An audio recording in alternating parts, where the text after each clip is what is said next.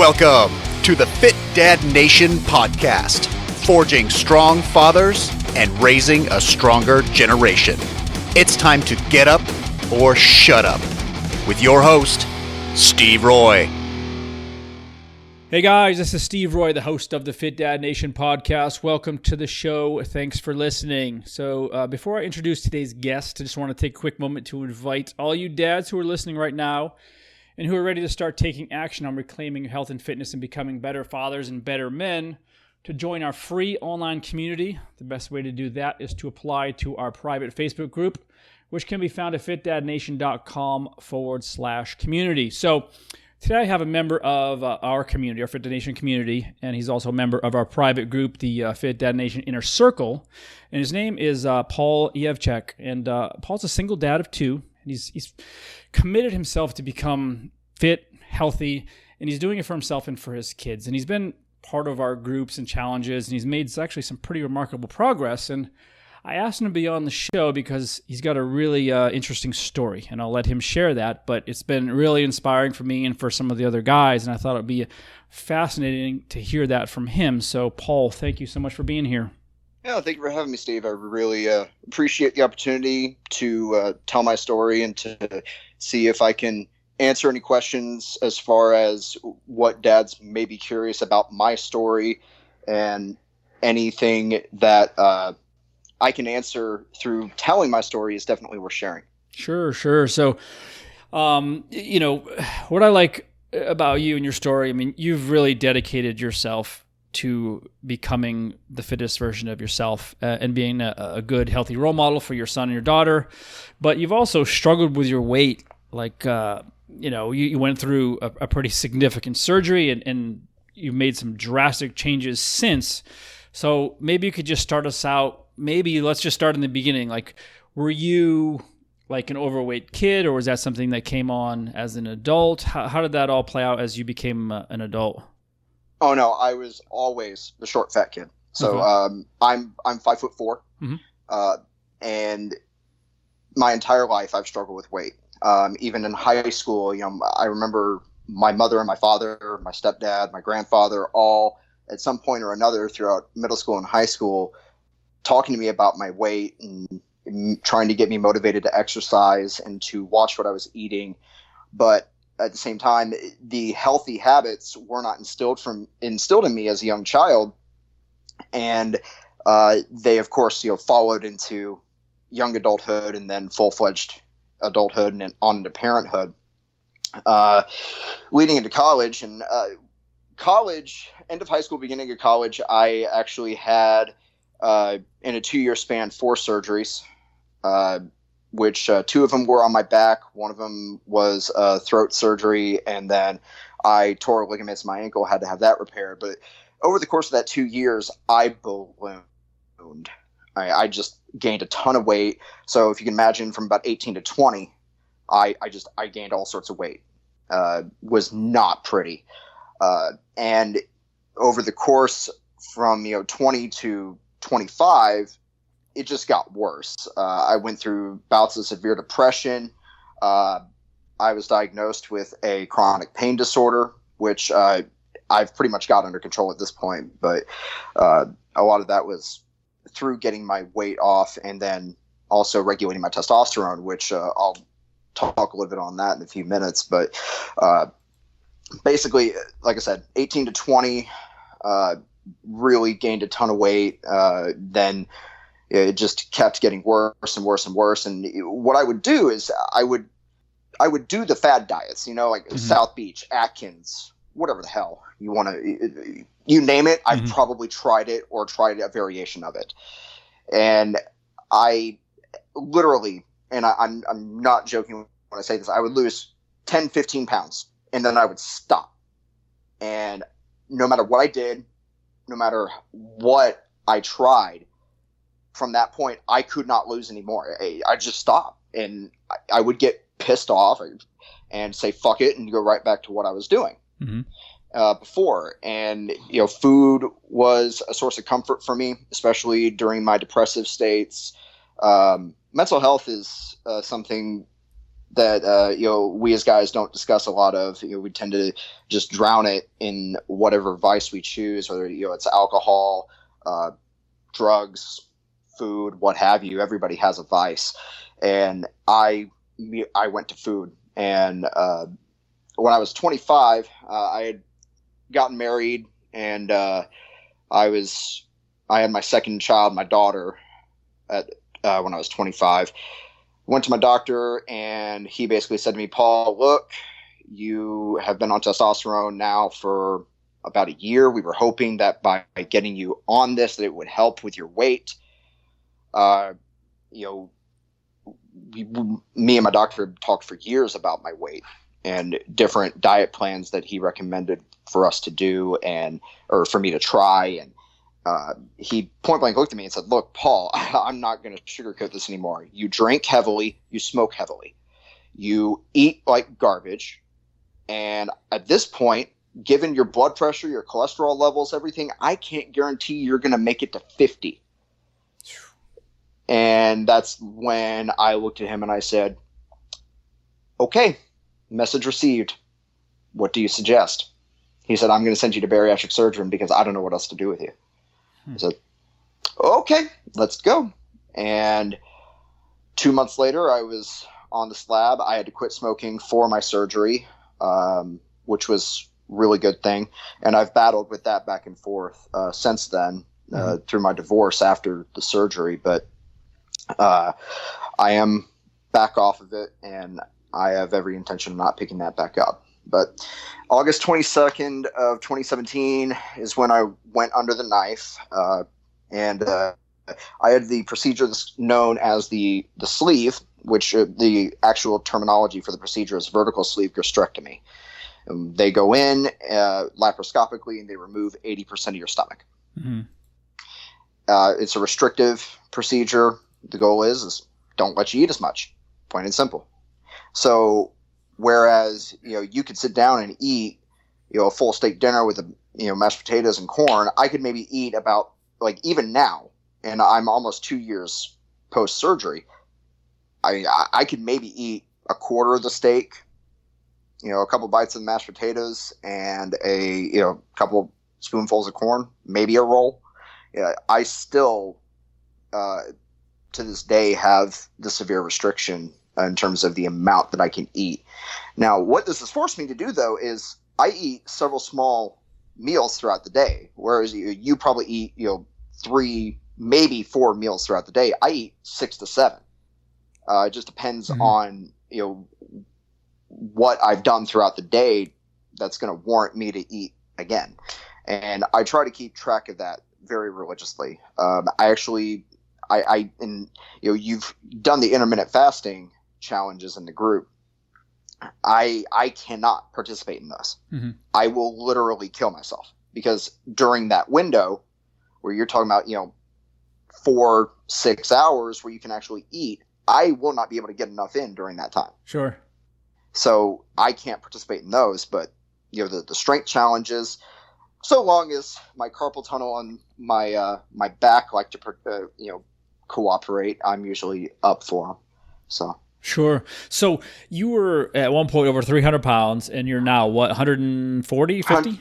I'm at 160. 160. So, okay. I do not know my highest weight. I can tell you is probably about 300. Okay. The highest that I know is 280. And when I actually had the surgery, I weighed 271. And I dropped, 133 pounds. And I went all the way down to 138. But at 138, which, for the record here, I finally achieved a normal BMI at this point, being at 138. I looked sick.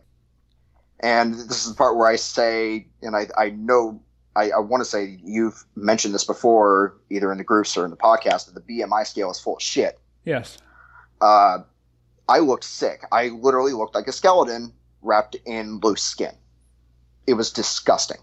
In fact, I have a picture where I'm holding my 2 children, and it was about a month after my divorce, and that's when I got to that point.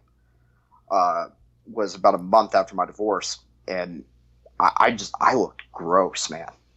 Huh. It was disgusting. I went from one extreme to the other.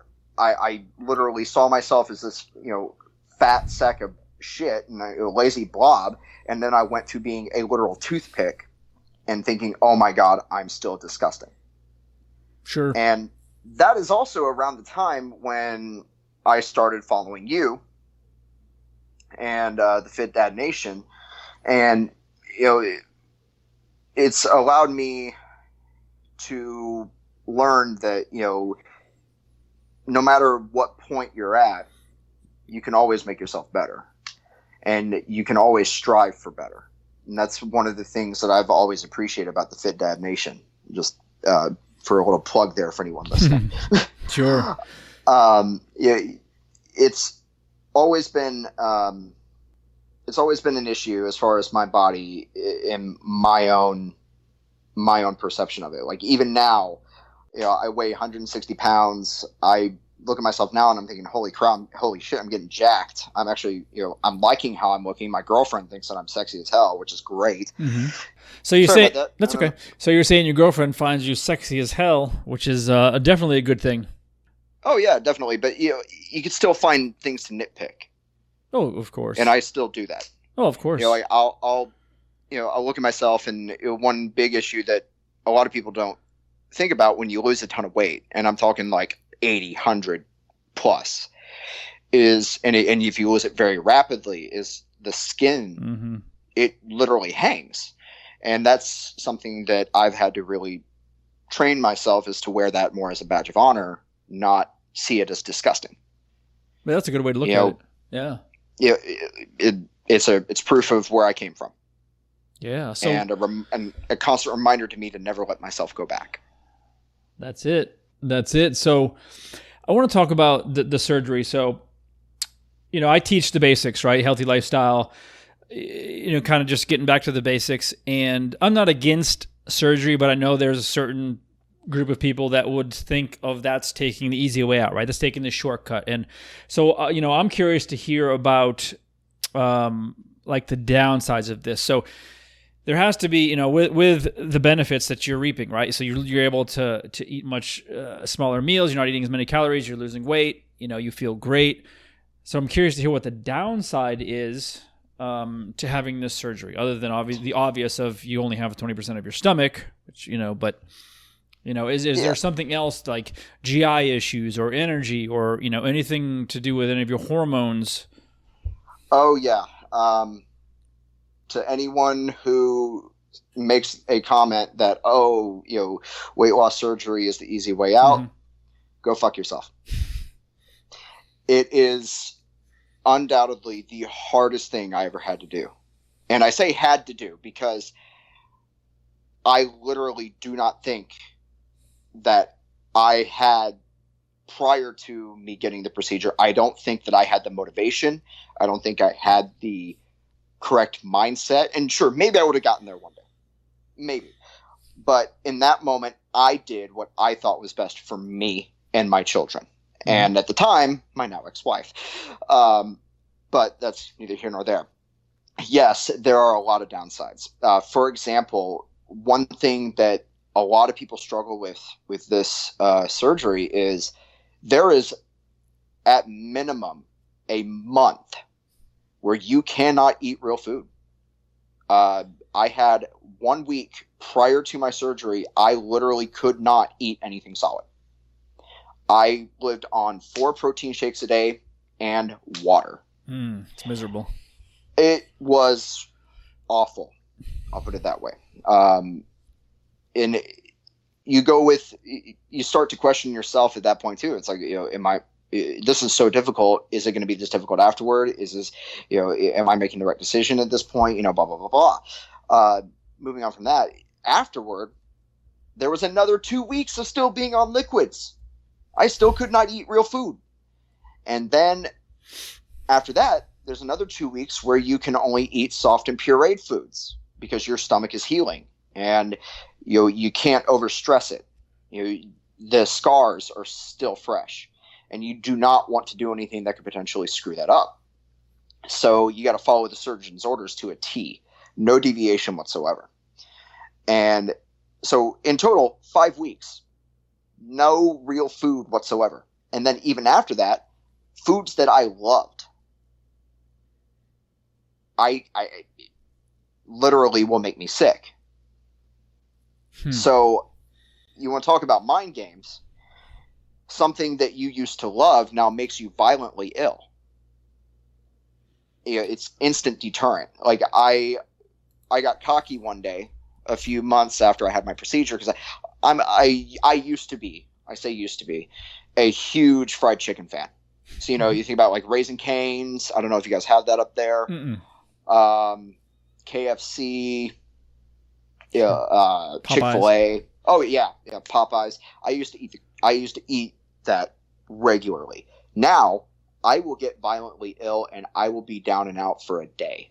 Like if I have it for lunch, you can kiss me goodbye the rest of the day because I'm throwing up the rest of the day. Wow. Okay. It makes me violently ill. And another thing too, oddly enough, is pork, like pork chops or pork tenderloin. I can't eat that. Don't ask me why. Everyone's different. That is just one food that does not agree with me, and I will get sick if I eat it. And then there's this lovely syndrome called dumping, which is where food passes too quickly from the stomach into the intestines, and you wind up absorbing stuff really rapidly. And it will literally bring out a bout of IBS. Ah, yes. And, it's like I get a stomach flu for a day. Ugh. I'm running back and forth between throwing up my guts and then sitting down on the toilet. Body can't make up its mind. It just wants it out of there. Yep. So there's that. You knew all this going in, right? These were going to be the side effects. So it was the risk you're willing to take. And yeah, I mean, when you got a doctor telling you, hey, look, you've lived half your life and you're 25 years old. How does that make you feel? Mm-hmm. I nearly shit a brick. I didn't know what to think. I didn't know what to do except, okay, drastic times, drastic measures. Let's go. I could not accept the fact that I had already lived half my life and I was 25 years old. I refused to accept that fact. So I did what I thought was necessary. And then you want to talk about hormones and stuff. I brought up that, I have low testosterone. I've had it since I was about 21, 22 as a combination of medications and my weight that literally fried my nuts. Mm-hmm. And I've been on it since my daughter was born. She's 2.5. So roughly 2.5, 3 years I've been on it. I do injections. Love it. But the thing that they don't tell you is that when you're losing weight very rapidly, hormones are stored in fat. So I went through probably about 3 or 4 months immediately post-surgery where I was a wreck. I was an absolute train wreck. I would literally, I would see myself in the mirror and not recognize myself. Wow. Because I had already dropped so much weight, but my mind hadn't caught up with it. And then I would see pictures of myself from before the surgery and again, wouldn't recognize myself. I'm like, that's not me. And then I'd look in the mirror. That's not me. Creating a huge identity crisis. I would have mood swings. And, I'm sure that part of that led to my divorce. One thing about bariatric patients is they have an 80% divorce rate. Wow. Really? Yes. There's a few reasons behind it. What caused me and my ex-wife is I wanted to get healthy. She did not. And suddenly, because I was doing all these things to get healthy and to lose weight and to look better and to feel better, I was a narcissist because I wanted her to do them with me. Mm-hmm. Right. And, how dare I ask her to change her life because I wanted to change mine? It I know that conversation well. Misery does love a company. Absolutely. Yes, it does. And my marriage lasted 6 months after I had the procedure. And at that point I had lost 100 pounds. Wow. And then I lost another by that point I lost about 110, 115. And then after I left because I just didn't want to eat. All I wanted to do immediately after she kicked me out was get drunk, which that's actually another risk of bariatric surgery is transfer addiction. Food addiction is real. And a lot of people who have bariatric surgery wind up as alcoholics because they replace food with alcohol. It's interesting. Yeah. It's very common. And I had my bout with alcohol. And then after about a month of feeling sorry for myself after she kicked me out, I said, screw this. Screw this. I'm going to look better than she ever dreamed. I'm going to look better than I ever dreamed. I'm going to kick all my habits and I'm going to get my ass in gear. Enough's enough. You want to talk about rock bottom? That was it for me.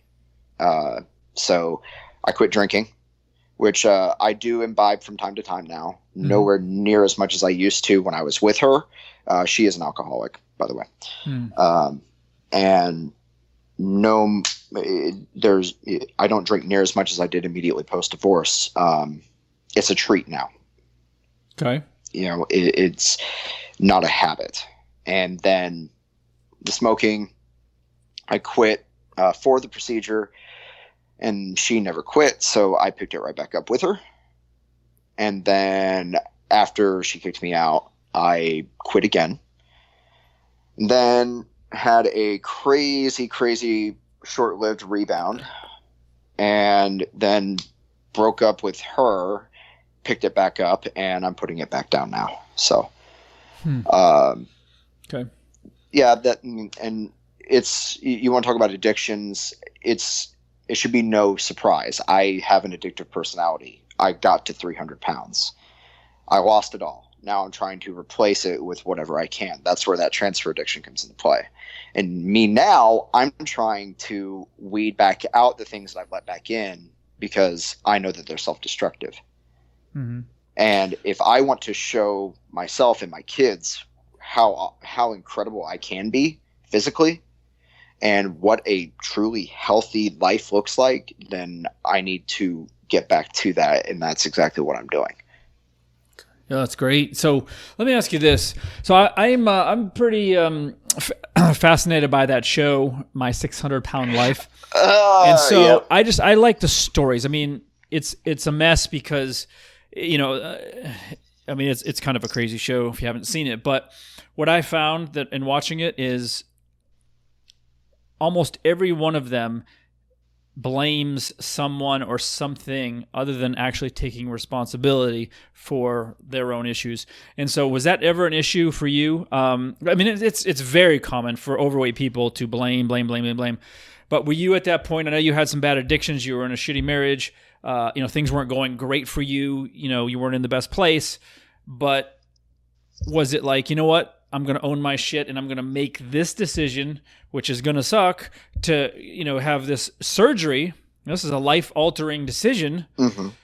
What was your mind frame going into it? Like, that was exactly what you described. Mm-hmm. I blamed my ex-wife for never quitting smoking with me. Okay. I blamed her for not wanting to quit drinking. Leading up to this, like I had asked her prior to the surgery, can we do this? Can we do that?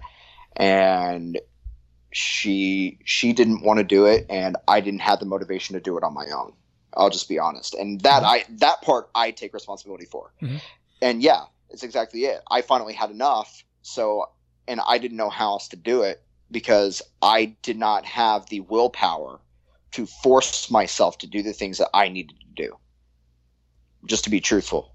Okay. And I saw this not as a way out. I saw it as a last resort. Yeah, I get it. Because I finally was like, you know what? I've got to do something for me because I've always looked at myself as that I take care of everybody else before I take care of myself. Yes, very common. And finally I decided, you know what? How can I take care of other people if I don't take care of myself? Enough's enough. Drastic times, drastic measures. My doctor just scared the shit out of me. It's time. It's go time. Put up or shut up.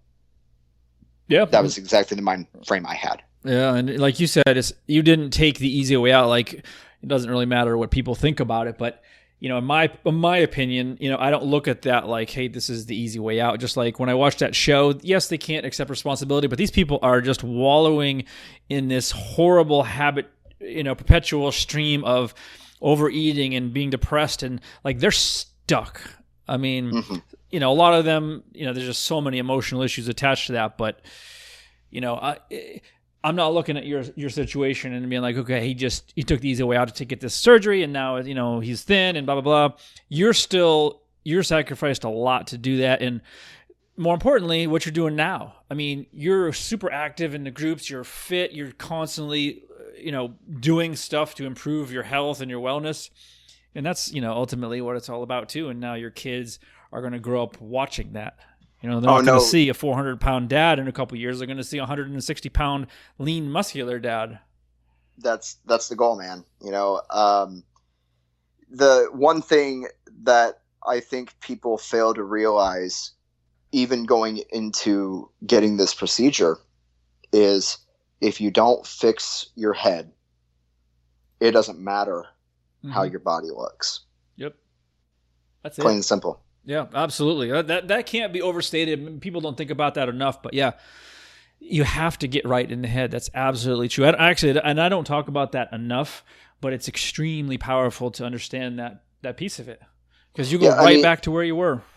Mental health is something that we as dads and we as men for centuries have been taught to ignore. And there's a reason why the number one killer of men ages 25 to 45 is suicide. Mm-hmm. It's sickening and it's horrible, because then you have these children who are growing up without their dads. There's a viral video right now going around of a child whose father committed suicide, and she's just screaming out for him. But beyond that is, bar none, it doesn't matter what your body looks like. If you don't get your head in the right spot and take care of yourself mentally and take care of yourself emotionally, you're always going to see yourself in a negative light. And it took me a lot of therapy to get there. Yeah, no doubt. That's not a small task. So, surgery aside, all the physical symptoms that you're dealing with, aside, how has the weight loss improved your life? Where hasn't it? Is actually right. The better term, or better way to put it. I don't get winded anymore going up a flight of stairs. I can go outside and play with my son, and I don't get tired, or I don't say "Daddy's back hurts," because that's a huge deal for a lot of guys who are severely overweight, like I was, is pain. Because your joints are carrying ton of weight, and how can you play with your kids? How can you do the things you're supposed to do as a dad if you're in pain? So my pain is minimal now. I love going to the gym and I love working out, and I find it so cute. I have one of those pull-up bars that goes on the door jamb, and it's so cute because I leave it there, and then back and forth throughout the day I'll do a couple just for fun. And then when my kids see me do it, daddy, my turn, and I have to lift them up and I got to put them on the pull-up bar, and they try or they just hold on. It's adorable, because you realize that because you're instilling these things in yourself and you're working on making yourself better, that it spreads to them. Yes, exactly. They watch you. They feed off of you. If you show them and you're open about the things that you do to take care of yourself, they're going to see it and they're going to emulate it. Yeah. I mean, at the end of the day, really the most important thing is our kids, our relationship with our kids. And as you know, when I went after my separation, I fell apart. I turned to food. I wasn't a great dad. I was never a shitty father, but I was tired all the time because I ate nothing but McDonald's, Pop-Tarts, and Red Bull. And I just didn't have energy to do anything with them. And they were learning from that. And when I finally turned myself around, things improved dramatically. Now, my oldest is almost 14, my youngest is almost 11, and phenomenal. I mean, our relationship is so much better. And I'm sure you've probably noticed some. I mean, I know your kids are much younger, but I'm sure you've noticed a difference in your ability to be connected with them and play with them and really just, be with them versus, being, sitting on the couch or just thinking about getting some food or, just not being there present with them. Yeah, absolutely. I just got done coaching my son's Little League team. And I never would have done that when I was big. I go out in the backyard. He says, "Hey, Daddy, can we go throw the football?" Yeah, let's go, dude. Let's go crush this. My son Abel is 7, and then my daughter Shelby is 2. So it's great that they're still young enough that the habits that I'm instilling in myself and that they see at such a young age, it's going to stick with them. Mm-hmm. With all due respect to, my own parents, fitness and eating healthy was not pushed. Sure. It wasn't something that was emphasized in our home. So I'm not blaming on my parents for anything, by the way, just to be clear. It's just to prove a point that the things that you instill your children when they're young are going to follow them for the rest of their life. And do you want them to remember Daddy sitting on the couch, stuffing his face while watching Star Wars? Because I've done that. Or do you want them to remember Dad getting in the backyard and throwing the football with them, or Dad, jumping on the trampoline? Because let me tell you one thing, that was such a cool day for me, was when I was light enough that I was able to get on the trampoline with my kids, and all of us together were under the weight limit, because I exceeded the weight limit by myself before. Yeah. Yeah, that's awesome. It was incredible. Awesome. Yeah. So, I don't use the scale usually as a measure of progress or success. I don't particularly like that as a tool.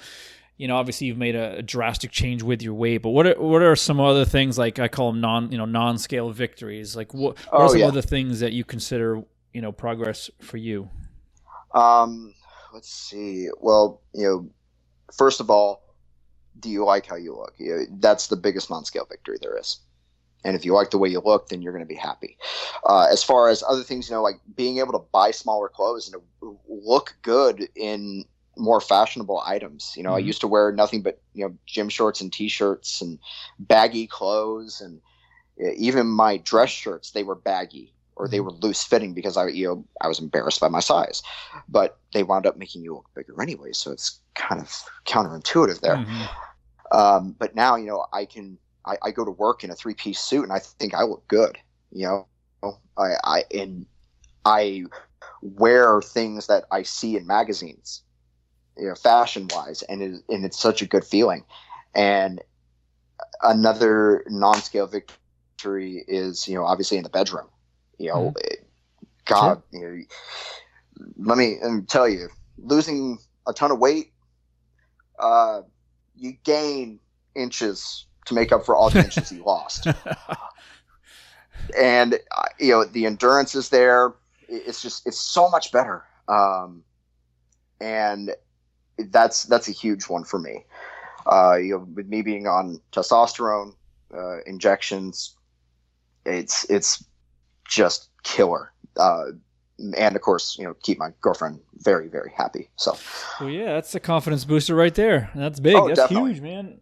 Huge. Oh, and then another thing too is like when you're out and about and someone does a double take at you. Yeah, that's a great confidence booster too. Yeah, absolutely. Absolutely. And then your girlfriend feels the need to, wrap her arms around you to claim you. Yep, that's mine. That's freaking awesome. That's yep, exactly. Yep.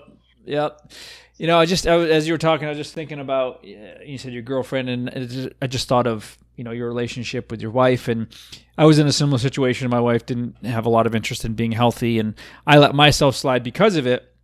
And for those listening, that is, it's got to be one of the top 3 things that is going to cause you to fail is having a spouse, maybe even the top 1, having a spouse that isn't just unsupportive, but is, working against you to, because they're not on the same page, and, you want to change your life for the better. They don't, they're negative or whatever it is. You're going to really, really, really struggle. And it takes a very tough person, a very strong person to break through that. And I think I read it somewhere. I think it was in Think and Grow Rich, that book by Napoleon Hill. That was, I think he said, like the single biggest cause of failure is choosing the wrong spouse, something along those lines. But it's just so important. And I know your situation, you had a wife that was not interested, causing a lot of struggle for you. And so, Yeah. You got yourself out of this situation, or, she threw you out. I don't remember the story behind it, but Yeah, she kicked me out. But, looking back, huge blessing. Yeah. It really was. Me and my girlfriend, Kat, since Kat's been with me, she's been on the same page as me in terms of fitness. I am so proud of her. I'm going to brag on her a second. She has lost 25 pounds since she's been with me. She has gone from being thick to being lean, and she's working on running, and that's her thing, not my thing. I hate cardio. But her thing is running. She has done so great on that. She's been working so hard to eat healthier with me. Just this past week, we've made so many healthy meals. Last night she got me to try zoodles for the first time. Oh yeah, sure. Yeah, I never had them before, and to be honest with you, I didn't want to. But she swore up and down that I could not tell the difference. I could tell the difference, but it wasn't enough for me to not eat it. So it was really good. And it always is a great thing when your partner sees the benefits of what you're doing, wants to do them with you, and not make you feel like an outcast for wanting to do that. Yes. That's the big thing there, is when they want to do it with you and you two team up, there is nothing stronger in this world than a man and a woman who are on the same page and wanting to better themselves. Yeah. I've been able to fortunately find a woman that fits that as well. And it's been amazing, truly. So how's the yoga going for you? The yoga? Yeah, isn't she into yoga, or was it spin class or something? Yeah, it was spin class. It's hit or miss with that. I'm like you. I hate traditional cardio, whether it's running, sitting on a bike for an hour. It's just too boring for me, but I do it for her, to support her. But we've actually been training in the garage. We just actually did one earlier tonight and doing some outdoor stuff, kayaking and stuff like that. So we keep it interesting, but yeah, I'll do what I got to do, and we support each other with different things. So, she'll do a circuit with me that I want to do, and then I'll go to spin class with her, which she wants to do, and it's all good.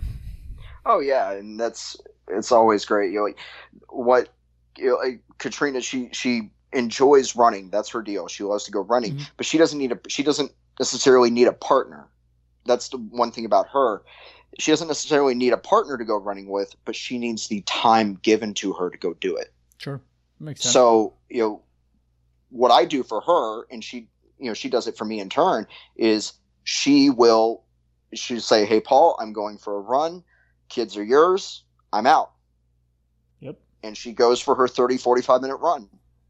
And then in turn, whenever it's my turn to say, "Hey, Kat, I need to go do homework for my class." Okay, I've got the kids, I've got the dishes, you go do it. Yeah, that's great. It's teamwork. Teamwork makes, as silly as that cliche is, teamwork makes the dream work. Yeah, I thought you were going to say that. Oh, yeah, it's inevitable. Yes. So, biggest struggle right now. What are your biggest struggles? You have a lot of positive things going. You're making strides, but what are some of the things that you personally struggle with? With relation to fitness? With fitness, with maintaining your weight, with doing, reaching your specific goals. So one issue that I have come into contact with is I can now gain and lose weight so quickly. If I do not maintain, and I found this out actually about 2 months ago, is if I stop working out for longer than a couple days, or if I don't maintain my diet, because I've developed a routine with my diet, if I don't maintain my high protein, good carb diet, and if I don't go to the gym, I lose weight. Mm-hmm. I think I told you about this. It was a time about a month and a half ago. I wound up having surgery. It was in February, so a little bit longer than that. Back in February, I had a surgical procedure. I'm not going to get into the details on that because it was not fun. Mm-hmm. But I couldn't work out for 3 weeks because it was in a delicate spot. Doctor told me no, don't do it, and I said okay, all right. I dropped 5 pounds during that time because I was not maintaining my diet right, and I was not maintaining my gym and my weightlifting, and I wound up losing 5 pounds unintentionally. Yeah. So I had to work to gain that back. I sit right now, I hover in between about 158 and 162. And that's where I'm happy. I like my weight being there. Now, if my weight increases because of muscle mass, I'm okay with that. But I do not want to lose because I know that, unfortunately, I can get back down to, below 150, 145 in a few months, and I'm not okay with that.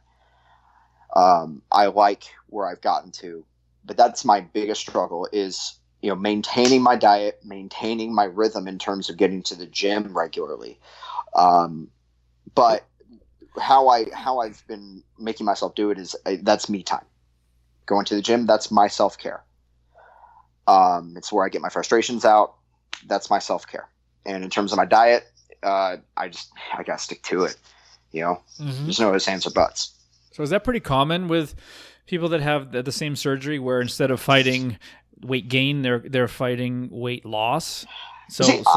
I'll be honest with you. I don't know. I mean, I've seen some people who they were in the same boat as me where they felt they lost too much, so they worked to gain it back. And, it's interesting. Everyone, no one is cookie cutter on this. There's no such thing. Every person who loses a significant amount of weight, whether it's with this procedure or not, their journey is their journey alone. And that's the thing is my experience. If a guy who was in our group were to message me and say, "Hey, Paul, I've been considering that surgery too. What can I expect?" I'll be honest. I'll tell you my experience, but user results may vary. Sure. Yeah. So what I want to hear too is you've been part of the community, and we've spoken a couple different times. We keep in touch within the groups. As far as the private group and now the inner circle, which is our private membership program, like how has that helped you? Because everybody I talk to when they're going through certain things or they're trying to get their health and fitness back in order, I always talk about the power of the tribe, and I just love to reiterate that point of how powerful it is to have a group of like-minded guys doing the same stuff. It's encouraging,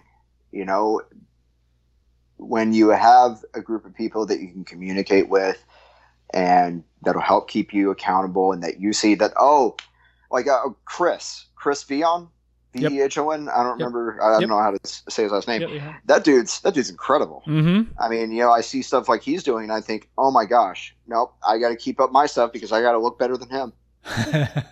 Yeah, I mean, he was a guest on the show too, and he's lost a bunch of weight. I mean, a lot of weight, and he's fluctuated. But yeah, what a positive guy! He's kicking ass. Yeah. And then of course the other big thing is you getting access to you and you making hand-tailored exercises for me to do, that's incredible too. And the fact that, if one of the other guys says, "Hey, I could really use an exercise that, because this is my problem area, I really want to work this a little bit more. Steve, can you help me out with this?" You'll do something specifically for them. That is incredible. It's like, it is literally having a personal trainer at your fingertips, only they're not there to literally put their foot up your ass. Yeah. But if we ever meet up in person, you can be sure. Oh, I believe it. You ever make your way down to Texas, I'll hand you a really nice cowboy boot for you to do it with. Yeah, I'll share a quick story because this is kind of funny. But I had an online client for a while, and he ended up coming out this way for something, and I said we got to meet up, and I want to run you through a workout. And he was a big guy, not super athletic or fit. And I took him out. He came to the house, and I took him out into a field, and we did some hill runs. And I think it was the first or second hill run, he looks at me and he's like, dude, my body can't handle this. It's like, I'm literally about to shit my pants. Like, his body just couldn't handle it. And he ran across the parking lot to the porta potty. It was the funniest thing. But I said, you're not getting away, man. You are working your ass off, literally. So yeah. So if we ever meet up, yeah, you can expect an ass kicking. Just for the love of God, please go easy on the cardio. Yes. Yes, exactly. And so, in my accountability group, actually, I think you talked about our post a little bit in the inner circle. I posted a meme. It's one of my favorite memes out there. It shows Elmo, and on one end he's got fruits, and then on the other side he's got a little pile of cocaine. And on the fruit it says cardio. Elmo is me, and then the white powder, which is presumably cocaine, says lifting heavy. And you just see Elmo, just smashing his face into it.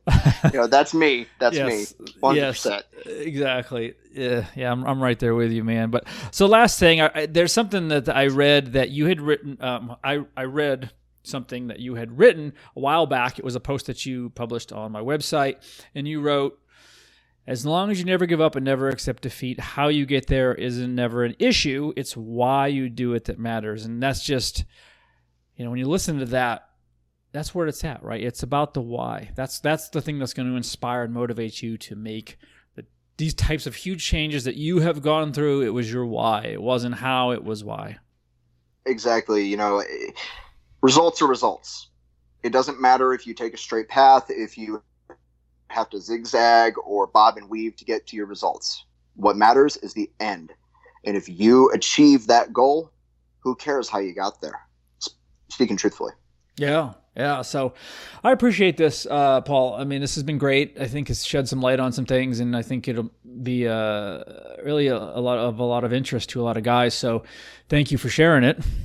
Yeah, absolutely. Thank you for having me. I really appreciate the time and the ability, the medium, if you will, to share a little bit. And I'm going to extend this offer is if anyone is listening, has questions about the surgical procedure or the journey that I went through, if you're in our base camp or if you're in the inner circle, please send me a message. I will be happy to answer any and all questions. I am an open book. Cool. That's awesome, man. I appreciate that. Yeah, absolutely. All right, man. Thank you so much. We'll talk soon. Sounds great. Take it easy, Steve. All right. Thanks for joining us. And remember, if you want more information, check out the Fit Dad Base Camp group on Facebook. And don't forget to stop by fitdadnation.com. Until next time, keep kicking ass and taking the next step.